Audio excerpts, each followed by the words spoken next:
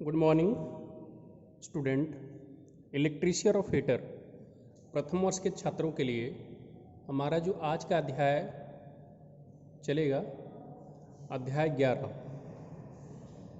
इस अध्याय में हम मूलभूत विद्युत चैप्टर के बारे में पढ़ रहे हैं।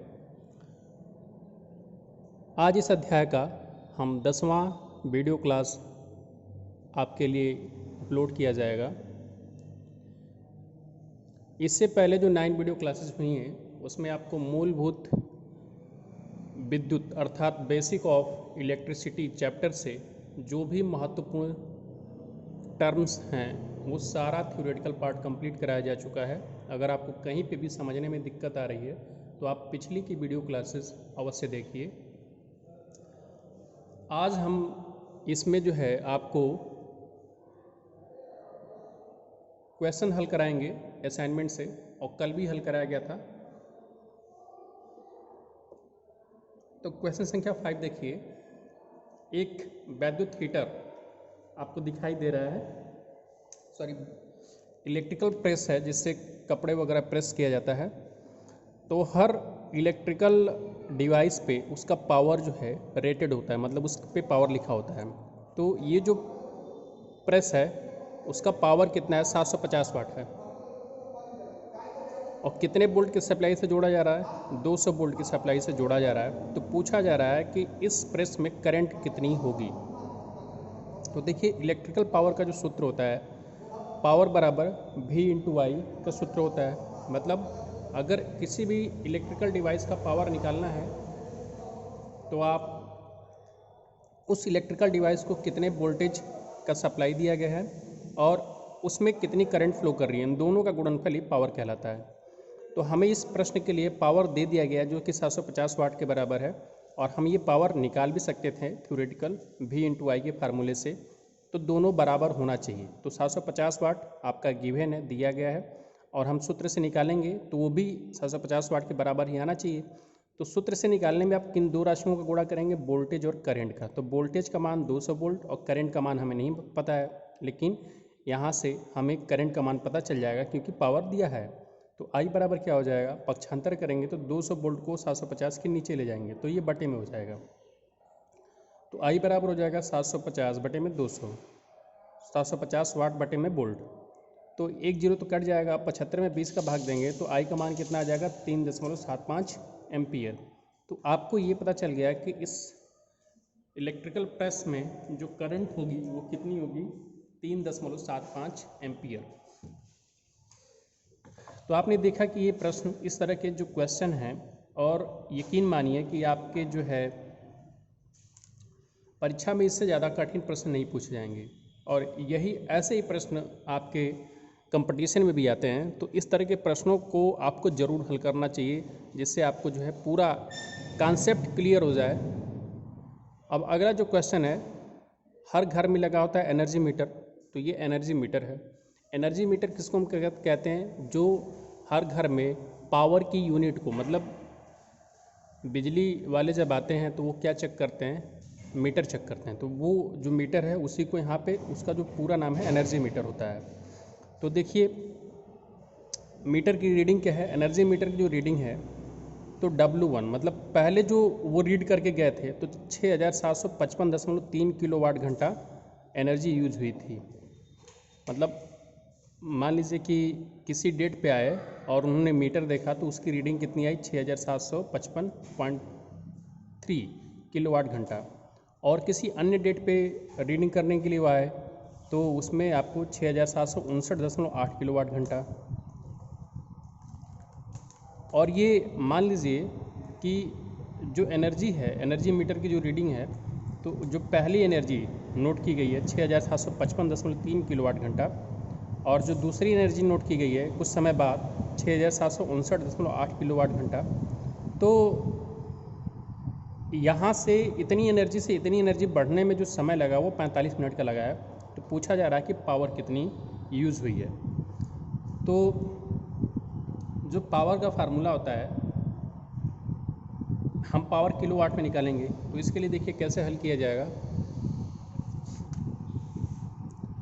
W1 - W2 अर्थात हम यहाँ पे देखेंगे कि पहले एनर्जी कितनी यूज हुई थी और बाद में एनर्जी कितनी यूज हुई है, उन दोनों का अंतर हम निकालेंगे। अंतर मतलब दोनों को घटा लेंगे, तो ज़्यादा में से कम को घटा लेंगे, तो हमें ये पता चल जाएगा कि कितनी ज़्यादा एनर्जी 45 मिनट में हमने यूज़ की है।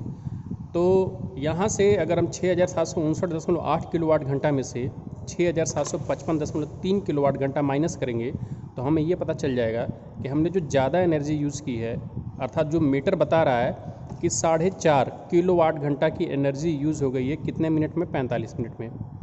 तो आपको पता होना चाहिए कि जो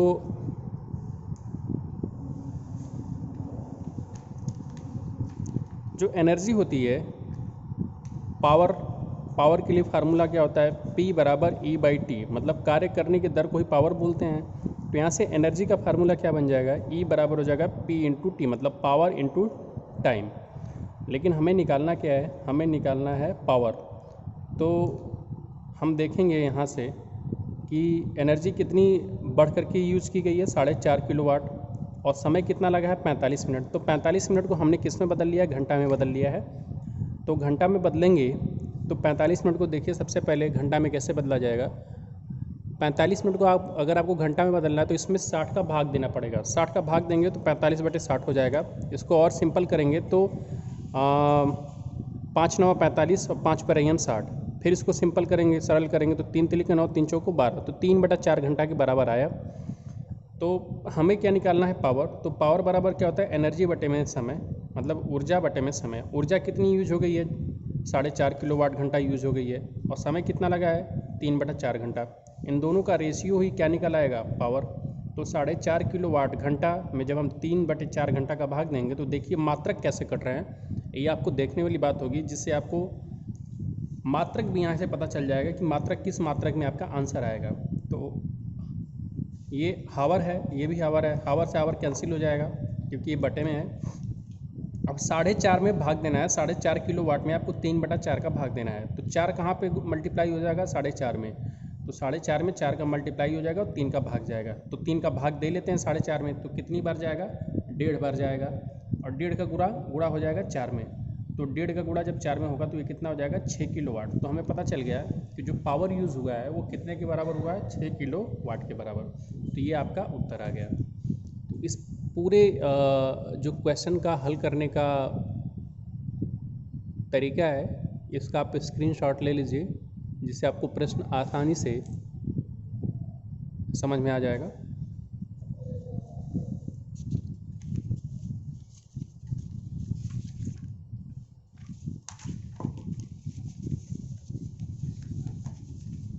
और दूसरी बात ये है कि अगर आप इस तरह के प्रश्न हल करते हैं तो आप अपने घर में खुद मीटर की रीडिंग भी देख पाएंगे और आप ये भी बता देंगे कि बिल कितनी आएगी।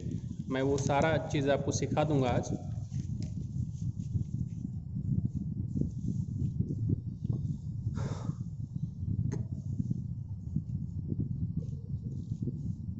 अब यहाँ पे देखिए डायग्राम आपको कितना अच्छे तरीके से बताया गया है। डायग्राम से और पिक्चर क्लियर हो जाएगी और सवाल जो है समझ में आएगा बेटर तरीके से।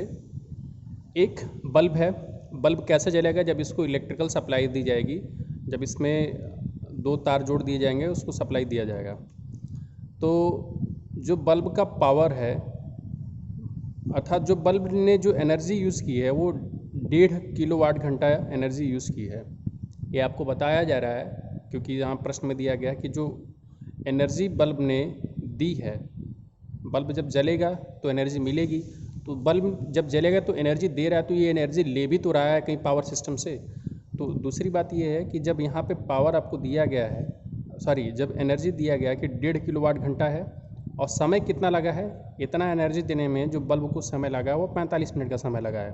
तो फिर इस प्रश्न में आपसे पूछा जा रहा है कि इस बल्ब का पावर बताइए, और जो कि हर बल्ब पे लिखा भी होता है, अगर आप ध्यान से देखेंगे तो उसके बॉटम पे पेंदी पे लिखा होता है कितने वाट का बल्ब है और कितना वोल्टेज उसकी रेटिंग होती है। तो पावर निकालने का फार्मूला क्या हो जाएगा, P बराबर होता है W/T, मतलब ऊर्जा बटे में समय। ये आपका इलेक्ट्रिकल पावर का सूत्र होता है। तो यहाँ से आप फार्मूले से हल कर पाएंगे। तो P बराबर आपने देखा कि एनर्जी कितनी है, 1.5 किलोवाट घंटा की है, और समय कितना लगा है, 45 मिनट। 45 मिनट को आप घंटे में बदलेंगे तो 3/4 घंटे के बराबर होगा।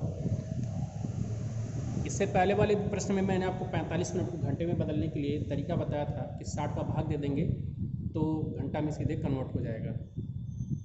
जैसे कुछ कॉमन सेंस भी लगा करके आपको सवाल समझ में आ सकता है। जैसे आपको पता है कि 30 मिनट आधे घंटे के बराबर होता है, तो 30 में आप किसका भाग देंगे कि आधा आएगा, तो 30 में आप 60 का भाग देंगे। तो इसी प्रकार से अब आपको ये पता चल गया कि 30 मिनट को घंटा में बदलने के लिए 60 का भाग दिया जाता है, तो 45 मिनट को भी घंटा में बदलने के लिए 60 का ही भाग दिया जाएगा। तो इसी प्रकार से हमने 45 मिनट को घंटा में बदला और 3/4 घंटा के बराबर आया है ये। तो हम क्या निकाल रहे हैं, इस बल्ब का पावर। तो पावर बराबर क्या होता है, कार्य बटे में समय।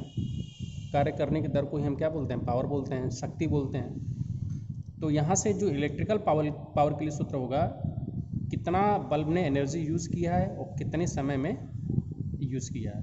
तो 1.5 किलोवाट आवर की एनर्जी यूज़ हुई है बल्ब द्वारा और कितने समय में, 3/4 घंटे में। तो इसका जब हम भाग दे लेंगे तो उत्तर क्या आएगा, 0.5 किलोवाट गुणे 4। तो इसका जब गुणा कर लेंगे तो क्या आएगा, 2 किलोवाट। तो हमें पता चल गया कि ये जो बल्ब है कितने का है, 2 किलोवाट का है।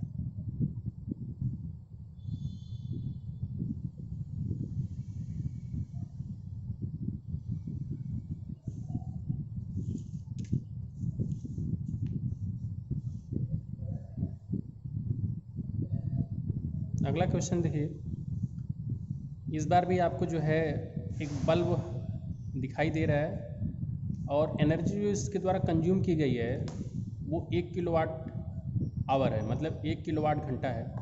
और पावर इसका कितना है, 100 वाट का है। तो पूछा जा रहा है कि टाइम कितना होगा, कि कितने टाइम अगर ये जलेगा तो 1 किलोवाट घंटा की एनर्जी यूज़ हो जाएगी। 100 वाट का बल्ब है और पूछा जा रहा है कि कितने घंटा बल्ब जलाया जाए कि इसके द्वारा जो एनर्जी यूज हो जाए वो 1 किलोवाट घंटा के बराबर हो जाए। तो इलेक्ट्रिकल पावर निकालने के लिए सूत्र क्या होता है, P बराबर होता है E/T, मतलब कार्य करने की दर को ही क्या बोलते हैं, पावर बोलते हैं। लेकिन इलेक्ट्रिकल पावर में क्या होगा कि P बराबर होगा E/T, जहाँ पे E का मतलब क्या होगा कि कितनी ऊर्जा इसके द्वारा ली गई है, बल्ब के द्वारा कितनी ऊर्जा ली गई है और कितने समय में ली गई है।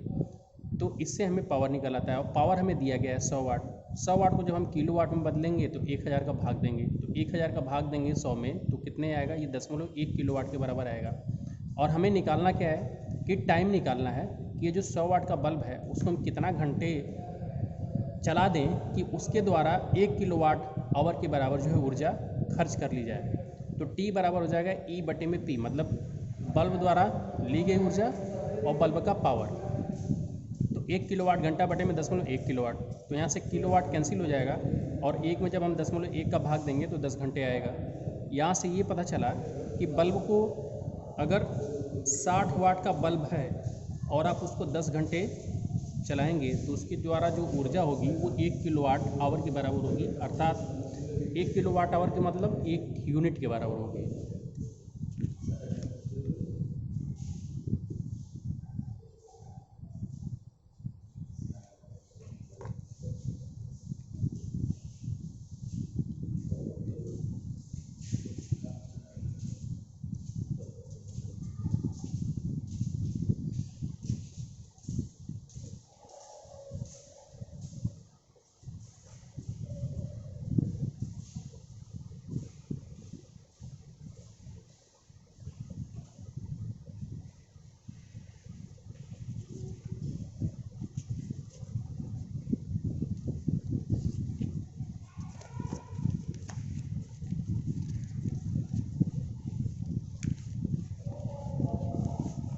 अगला जो प्रश्न है, प्रश्न ज़रा ध्यान से पढ़िएगा। यदि 1000 वाट 180 वोल्ट के हीटर श्रेणी क्रम में जुड़े हैं और इनको 240 वोल्ट की सप्लाई से चलाया जा रहा है और धारा लेने की जो इनकी क्षमता है वो 15 एम्पीयर की है, तो आपको कुल पावर ज्ञात करना है कि कुल पावर कितना खर्च हो रहा है या कुल पावर कितनी है इनकी। तो देखिए, अगर 4 जो है हीटर लगाए गए हैं और प्रत्येक हीटर का जो पावर है वो 1000 वाट के बराबर है, तो अगर इनको सीरीज क्रम में जोड़ दिया जाए तो इनका जो समतुल्य पावर होगा वो हमें ज्ञात करना है। तो इनका कनेक्शन कैसा है, इन चारों हीटरों का जो जुड़ाव है वो सीरीज में है। हीटरों की संख्या कितनी है, 4 हीटर हैं। हीटर का पावर, प्रत्येक हीटर 1000 वाट का है। तो हीटर का जो वोल्टेज लिखा है वो 180 वोल्ट लिखा है। तो सप्लाई वोल्टेज कितना है, 240 वोल्टेज। तो सबसे पहले हम हीटर का रेजिस्टेंस निकाल लेते हैं कि अगर एक हीटर का रेजिस्टेंस कितना होगा। तो इलेक्ट्रिकल पावर का जो फार्मूला है P बराबर V²/R, इस वाले सूत्र की सहायता से हम रेजिस्टेंस निकाल लेंगे, क्योंकि हमें पावर दिया गया है और इसकी जो रेटिंग है वोल्टेज भी दिया गया है। तो R बराबर हो जाएगा V²/P। तो V का मान कितना दिया गया है, 180 वोल्ट। तो जब हमें R निकालना है तो V का स्क्वायर करेंगे, उसमें भाग दे देंगे P का। तो 180 × 180/1000 ये करेंगे तो प्रत्येक हीटर का जो रेजिस्टेंस आएगा वो कितना आएगा, 32.4। तो प्रत्येक हीटर का रेजिस्टेंस हमने निकाल लिया है। ये कितने के बराबर आया है, 32.4 ओम के बराबर आया है। तो अगर सीरीज में 4 हीटर जुड़े हैं और प्रत्येक हीटर का रेजिस्टेंस 32.4 ओम है, तो समतुल्य रेजिस्टेंस आप निकाल सकते हैं। क्योंकि आपको इस अध्याय में अगर सीरीज में रेजिस्टेंस जुड़े हैं तो उनका समतुल्य प्रतिरोध कितना होगा ये निकालने का सूत्र बताया गया था। कुछ नहीं करना होता है, उन रेजिस्टेंसों को सीधे सीधे आपको जोड़ देना होता है। जैसे अगर 2 ओम 3 ओम के अगर रेजिस्टेंस सीरीज में जुड़े हैं तो आप 2 और 3 का जोड़ कर लेंगे तो 5 ओम आएगा। लेकिन यहाँ पे क्या है कि 32.4 ओम के 4 जो है हीटर जुड़े गए हैं, मतलब एक हीटर का रेजिस्टेंस कितना है, 32.4 ओम। इन्हीं का हमें जो है समतुल्य रेजिस्टेंस निकालना है। तो मान लेते हैं कि समतुल्य रेजिस्टेंस को हम R' से प्रदर्शित कर देते हैं। तो ये किसके बराबर होगा, R + R + R + R। मतलब पहले हीटर का रेजिस्टेंस, दूसरे हीटर का रेजिस्टेंस, तीसरे हीटर का रेजिस्टेंस, चौथे हीटर का रेजिस्टेंस, सबको हम जोड़ ले रहे हैं। तो 32.4 + 32.4 + 32.4 + 32.4, ये कुल कितना हो गया, 129.6 ओम हो गया। आप इनको जोड़ लीजिएगा, यही आपका उत्तर आएगा, 129.6 ओम। तो आपका कुल रेजिस्टेंस जो चारों हीटर हैं उनका कुल प्रतिरोध कितना आ गया, 129.6 ओम। अब हमें धारा का मान निकालना है, तो ओम के नियम का हम फॉलो करेंगे। ओम का नियम क्या होता है कि सप्लाई वोल्टेज बटे में प्रतिरोध। तो सप्लाई वोल्टेज कितना है, 240 वोल्ट है, और कुल प्रतिरोध कितना है, 129 ओम। ऐसा हम कैसे कर ले रहे हैं, क्योंकि जो धारा का मान होगा वो एक ही करंट चारों हीटर में फ्लो करेगी, क्योंकि चारों हीटर कैसे जुड़े हैं, सीरीज में। तो 240 बटे में 129.6 ओम। तो 240 में जब हम 129.6 का भाग देंगे तो 1.85 एम्पियर आएगा। और ये हमें पता चल गया कि जो करंट होगी वो कितनी होगी, 1.85 एम्पियर। अब दूसरी बात ये है कि हमें पावर भी निकालना है कि पावर कितना होगा। तो पावर निकालने का फार्मूला क्या होता है, P बराबर V × I। तो वोल्टेज हमें पता है कि सप्लाई वोल्टेज 240 है और करंट कितनी फ्लो हो रही है, 1.85। तो हमें ये पता चल गया कि जो टोटल जो है पावर इनके द्वारा लिया जा रहा है वो 440 वाट ही लिया जा रहा है। तो कितनी जो है, यहाँ से अगर आप थ्योरेटिकल पार्ट को देखेंगे तो एक चीज़ आपको ये भी पता चलेगी कि जो 4 हीटर थे सबका जो पावर था 1000 वाट का था। लेकिन जब हम इनको सीरीज में जोड़ रहे हैं तो इनके द्वारा जो कुल पावर मिल रहा है वो केवल 440 वाट का ही पावर खर्च हो रहा है।